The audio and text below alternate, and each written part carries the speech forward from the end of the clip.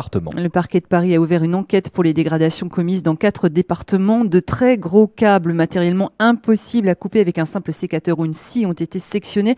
Il a fallu pour cela au moins une disqueuse, ont expliqué les experts comme Vincent Brouette, professeur spécialiste de la sécurité des systèmes d'information. Les réseaux sont pas ouverts à tout vent, c'est sécurisé. Le réseau est supervisé 24 heures sur 24, 7 jours sur 7 par des équipes. Disons qu'il faut connaître le terrain, il faut connaître l'endroit et il faut connaître la manière de faire. Donc c'est pas le premier venu qui peut commettre ce genre d'acte. Il faut forcément avoir les connaissances techniques, avoir la connaissance du terrain pour aller cibler justement des endroits aussi spécifiques.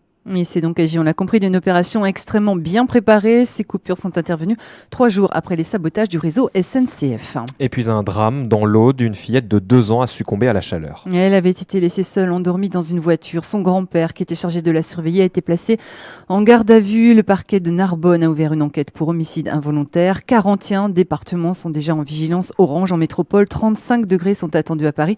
Et les épreuves des JO pourraient passer en alerte jaune. Allez, justement, les Jeux Olympiques avec la moisson de médailles cette nuit pour la délégation française. 8 médailles cette nuit, 2 en or, dont une en canoë slalom. Pour Nicolas Gestin, on écoute sa réaction. Je pense que je me suis pas créé le scénario le plus simple en remportant la demi avec autant d'avance. Mais voilà, je savais que j'avais encore de la place pour améliorer mon temps. Je pensais pas l'améliorer autant. Mais je crois que ce fameux avantage de la maison a payé parce que pour aller chercher des manches comme ça, je crois que c'est la première fois de ma vie que je fais une manche aussi aboutie. L'autre médaille en or a été obtenue par Manon Apiti-Brunet qui s'est imposée 15-12 face à la Française Sarah Balzer. Dans l'escarcelle des Bleus, également 5 médailles en argent et 1 en bronze. La Calédonienne Emma Terebo était quant à elle dans le bassin de la Défense Arena ce matin pour disputer la demi-finale du 100 mètres d'eau. Elle a obtenu le 8e temps. Elle s'est donc qualifiée pour la finale du 100 mètres d'eau qui aura lieu demain juste avant 6h. Et puis la défaite des Bleus du rugby à 7 chez les femmes. Yolène Yengo et ses coéquipières se sont inclinés 19-14 contre le Canada. L'aventure est donc terminé pour la Calédonienne. Merci Isabelle Pelletier pour ce point sur l'actualité. On vous retrouve à 8h pour un nouveau point d'information. L'invité du matin avec Toyota Location. Louez votre Toyota Hilux à partir de 5 500 francs par jour seulement. Bonjour Jean-François Baudin. Bonjour Nicolas. Le secteur de la santé subit de plein fouet la crise insurrectionnelle et pour en parler, vous recevez le docteur Thierry de Grélan. Oui, président du comité médical d'établissement du CHT. Docteur de Grélan, bonjour. Bonjour Jean-François. Merci d'avoir accepté notre invitation pour parler du secteur de la santé dont on sait qu'il est affecté et en situation délicate aujourd'hui. Alors peut-être avant tout parce qu'on entend beaucoup de choses sur les médecins qui s'en vont, l'absence de médecins. Où est-ce qu'on en est aujourd'hui très concrètement du côté du CHT? Alors merci pour votre invitation. Oui, au CHT, comme partout sur le territoire, dans les hôpitaux publics, mais aussi dans les structures privées, on a des départs qui sont de plus en plus nombreux, qui commencent à être concrètement compliqués, mais qui vont le devenir surtout dans les mois à venir. Je dirais à partir de novembre, selon les endroits, la situation va être critique. Quelques exemples dans le Nord, sur les 30 postes dans le Nord qui sont disponibles dans les CMS, il y a 6 médecins. Au CHN, on n'assure plus les gardes de nuit sur Koumac et on n'a plus bientôt qu'un médecin et bientôt plus. La question de la fermeture va se poser. Sur Point-d'Imier aussi, il n'y a plus qu'un seul médecin. Pour assurer les urgences la nuit, ça n'est plus possible. Sur le CHN de Koné, on a aussi pareil 5,5 médecins qui manquent sur 20, donc un quart des effectifs qui sont partis. On a des problématiques au bloc opératoire sur les IBOD, les IAD, les infirmiers anesthésistes. Donc les interventions en urgence continuent à se faire, mais plus les programmations de bloc opératoire. Donc il y a vraiment dans le Nord un très gros impact sur une petite structure. Au CHT, c'est la même chose. Alors, je ne vais pas tout vous détailler parce qu'on en aurait pour 20 minutes, mais pour vous donner quelques exemples, on n'a plus de service de médecine de la douleur parce que le médecin est parti. On essaie de trouver des solutions alternatives. L'équipe est encore présente, mais il n'y a plus de médecin. En pneumologie, on avait 5 médecins, on n'a plus qu'un aujourd'hui, enfin une, qui assure la prise en charge de 10 lits au lieu des 28 initialement. Alors ça tombe mal puisque la clinique a aussi fermé des lits par défaut de personnel paramédicaux, donc ça correspondait à des lits de pneumologie aussi. Donc du coup on a l'offre de soins en pneumologie qui s'est considérablement dégradée, qui est passée de presque 40 lits à 10 lits. Donc ça c'est un peu particulier, c'est pas comme ça dans tous les services. Après vous avez d'autres les offres de soins qui vont se dégrader. On avait réussi à remonter un service d'ophtalmologie important. Là, on n'aura plus qu'un seul ophtalmologiste au mois de novembre, etc., etc. Donc, en gros, on va manquer on a 225 médecins au CHT. Il y a une soixantaine de départs qui sont prévus d'ici le mois de février, avec quelques arrivées. On est sûr d'avoir 33 médecins en déficit au mois de décembre, ce qui est énorme, puisque dans des services, il y a 4 médecins. Donc 33, c'est beaucoup pour le CHT. Alors ça, c'est pour les structures hospitalières. Est-ce que dans les cabinets privés, que ce soit les généralistes ou les spécialistes, vous avez aussi quelques chiffres ou quelques tendances ? Alors, bon, pour les cabinets, les gens ont investi, donc c'est pas la même chose qu'à l'hôpital où on avait des gens qui venaient évidemment pour 1 an ou 2, qui n'ont pas complètement investi sur le territoire et qui sont plus faciles, qui sont plus libres de partir. Mais oui, il y a déjà des départs. Il y a des départs aussi en libéral sur les professions paramédicales, les orthophonistes, les kinésithérapeutes, voilà, les infirmières. Donc, il y a beaucoup de gens ont investi, donc ils ont du mal à partir, mais il y en a qui s'en vont. Puis vous savez, il y a eu beaucoup de destruction, 22 cabinets médicaux, 6 cabinets d'orthophonistes. Enfin bref.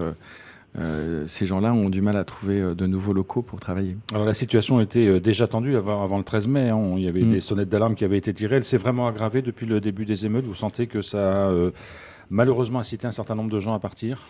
Alors je crois qu'il faut 4 choses pour tenir bon et être à peu près heureux dans la vie. Il faut la sécurité, se sentir en sécurité, ce qui n'est pas le cas.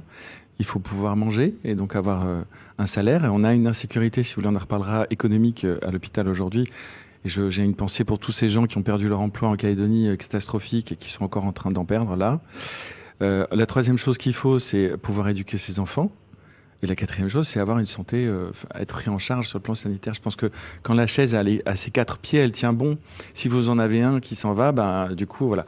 La sécurité, déjà, c'est le pied qui manque depuis un bon moment. Et là, on est dans une insécurité chronique qui fait partir les gens, clairement. C'est le motif numéro 1 de départ de la Calédonie en ce moment, qui continue aujourd'hui à être un motif de départ. Sur le cas particulier du CHT, puisqu'on sait qu'il a longtemps été soumis à une insécurité pendant les émeutes, aujourd'hui, les choses sont rentrées dans l'ordre, on accède facilement à l'établissement.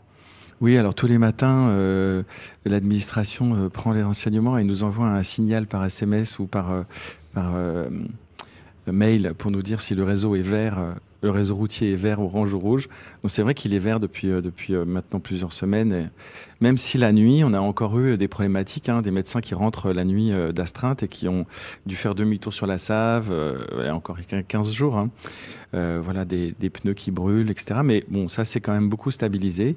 Mais il y a quand même cette insécurité qui persiste, ce sentiment d'insécurité aussi. Tous les matins, quand on vous écoute, qu'on entend quelque chose qui a brûlé à nouveau, voilà, c'est difficile. C'est difficile pour tout le monde. Alors comment faire pour lutter contre ce manque de médecins ? J'imagine que vous essayez le plus possible d'anticiper les choses. Vous avez signalé qu'il y avait quelques arrivées quand même. Vous lancez des appels à l'aide. On parlera, parce qu'il y a aussi une piste du côté de la réserve sanitaire. On verra si elle est valide ou non. Mais en tout cas, sur la durée, pour que des gens viennent s'installer en Calédonie, est-ce qu'il y a un travail qui est fait ? Est-ce qu'il y a des pistes ? On parlait beaucoup de médecins qui pourraient venir de pays étrangers. Où est-ce qu'on en est sur toutes ces questions-là ? Alors, les médecins des pays étrangers, oui, on en a eu quelques-uns.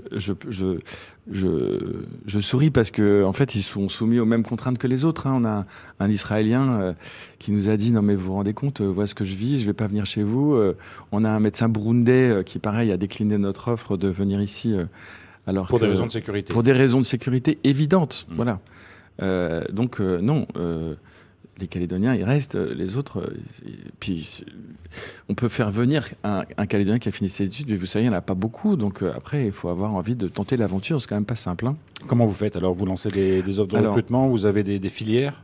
D'abord, on travaille conjointement avec la direction de manière importante depuis 1 mois et demi sur les pistes de les différentes solutions envisagées. Il y en a plusieurs.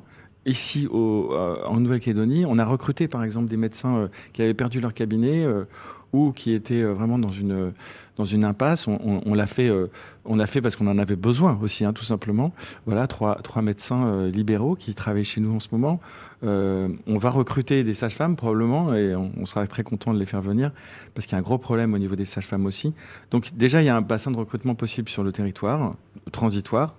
Ensuite, la réserve sanitaire, ce n'est pas une solution pérenne. Les gens de la réserve sanitaire viennent pour 3 semaines. Donc 3 semaines, c'est pas une solution, mais 9 mois pour embaucher un médecin, donc 3 semaines pour aller jusqu'à 9 mois, il nous en faut quand même. Et en plus, elle est à la charge du CHT, je tiens à le préciser. On a eu des devis de réserve sanitaire, ça coûte très cher, donc je suis pas sûr qu'on soit gagnant sur la réserve sanitaire, ou alors pour passer un cap vraiment aigu. La réserve sanitaire avait été envoyée au moment du Covid. Elle avait été prise en charge par qui à l'époque Alors par l'État. Voilà, donc ça peut être une piste éventuellement. Ce serait une merveilleuse piste, oui, parce que même si c'est provisoire. Les finances de l'hôpital ne permettront pas de payer la réserve sanitaire. Je vous rassure tout de suite. Alors à propos de finances, vous parlez d'insécurité aussi financière. Absolument. Il y a des inquiétudes du côté de la CAFAT? Alors oui, la CAFAT nous a annoncé au conseil d'administration la semaine dernière qu'elle raclait les fonds de tiroir. C'est l'expression du président du conseil d'administration pour nous payer le mois de juillet, que le mois d'août était problématique et qu'après on n'avait pas de visibilité. Alors c'est un discours qu'on a beaucoup entendu autrefois. Et rendons à César... ce qui est à César, je salue le membre du gouvernement en charge de la santé qui a sécurisé nos budgets pendant 2 ans. Aujourd'hui, c'est plus le cas. On n'entendait plus cette petite phrase de « on ne sait pas comment on va vous payer à la fin du mois », ce qu'on avait entendu en 2019, 2020. Donc là, maintenant, entre-temps, le déficit s'est creusé de manière monstrueuse puisqu'il a plus que doublé. On est à plus de 32 milliards de déficit et avec d'argent qu'on nous doit, de trésorerie. Très clairement, on ne peut pas travailler en sachant pas si on va être payé. Enfin là, les médecins, ils n'auront pas de problème pour trouver du boulot ailleurs dans le monde, et surtout en métropole. Je ne vois pas comment on va les garder. Si on n'est pas payé ou si on ne paye pas ce qu'on appelle les parts variables, c'est-à-dire les gardes de nuit, les astreintes, tout ça. Ça va être compliqué. On sait que l'État a fait un chèque important. On parle de 30 milliards aujourd'hui. Avec un certain nombre de secteurs fléchés, il y a peut-être une partie qui pourrait bénéficier à la CAFAT. C'est quelque chose que vous suivez, j'imagine. C'est quelque chose qu'on espère, en plus de le suivre. Franchement, je ne vois pas d'autre solution. Donc, nous, on va essayer de faire des économies. Clairement, c'est notre responsabilité aujourd'hui, je pense, dans tous les secteurs de la Nouvelle-Calédonie, de faire le plus d'économies possible pour demander le moins possible. Ça, c'est être en responsabilité. Je pense que c'est ce que l'État français attend. Donc on va essayer de le faire. On a je veux pas que les gens qui m'écoutent aient un sentiment de désespoir. On va tenir cet hôpital le plus possible, même si ça va être vraiment compliqué. Je pense qu'on l'a pas dit avec autant d'inquiétude pendant le Covid. On est vraiment dans une crise inédite. Je ne sais pas comment on va faire, mais on va faire le maximum. Voilà, c'est sûr qu'on va avoir besoin d'aide. Alors vous allez avoir besoin d'aide. Les répercussions pour la santé publique, parce que, in fine, c'est quand même ça l'inquiétude, l'absence de médecins, l'absence de personnel soignant. C'est aujourd'hui une population alors qui n'est pas en danger, mais qui sera moins bien soignée qu'avant. Il y a quand même des risques. Alors, les personnes qui se présentent aux urgences sont prises en charge. Sont pris en charge, bien sûr, aux urgences, pas de problème. Le 15 aussi fonctionne, mais jusqu'à présent, quand quelqu'un venait aux urgences, environ 15% des personnes qui se présentaient aux urgences étaient hospitalisées. Aujourd'hui, c'est 40% qui sont hospitalisés. Ça veut dire que les malades sont beaucoup plus graves. Donc, les malades qui viennent aux urgences sont plus graves et ils sont moins nombreux, je tiens à le signaler. Dans toute la Calédonie, la fréquentation des structures de soins, que ce soit dans le Nord, à la clinique ou au CHT, mais aussi dans les cabinets privés, a baissé de 30%, de 30 à 40% en fonction des structures. Donc, c'est pas que des raisons de sécurité, puisque dans le Nord, l'hôpital de Coné a toujours été accessible. Alors, pas forcément pour la côte Est, etc., mais voilà. Donc, il y a vraiment une problématique actuelle dans le Nord, dans le Sud, dans le public, dans le privé. Les gens ne vont pas se faire soigner. Les gens retardent à être pris en charge. Clairement, ça se ressent aux urgences, même si ça commence à remonter. Et donc, nos patients chroniques, diabétiques, hypertendus, tous les patients, même en psychiatrie, tous ces malades qui tardent à être pris en charge, vont décompenser à un moment ou à un autre. Mais pour le moment, effectivement, il y a une espèce d'équation un peu perverse de on a moins de soignants et il y a moins de patients. Mais cette équation ne va pas pouvoir être résolue avec le temps. Elle va s'aggraver avec le temps, forcément. Donc il faut que les personnes qui en ont besoin continuent d'aller se faire soigner le plus possible. Bien sûr, c'est le message à faire passer. Bien sûr, et je sais qu'on a beaucoup été inquiets sur ces cartes, ces modifications des remboursements des cartes, mais dans le Nord, c'est la même chose. Donc oui, il faut que les gens retournent aux soins, il faut qu'ils n'hésitent pas à consulter leur médecin généraliste, à aller dans les CMS, même s'il y en a certains qui ont fermé malheureusement ces derniers temps. Il faut absolument se faire prendre en charge avant que les maladies se dégradent, ça c'est une évidence. On ne faut pas renoncer aux soins en Calédonie. On peut pas enlever ce pied de la chaise qui est fondamental. Sinon, tout le monde dans ce pays, quelle que soit sa nationalité, quelle que soit sa couleur, quelle que soit son origine, va souffrir. C'est quelque chose qu'on ne peut pas entendre, ça, on ne peut pas imaginer. Docteur Thierry de Grélan, merci beaucoup d'avoir accepté ce matin notre invitation. C'est moi qui vous remercie. Bonne journée. Une interview que vous pourrez réécouter et visionner également d'ailleurs sur notre site internet le www.rrb.nc.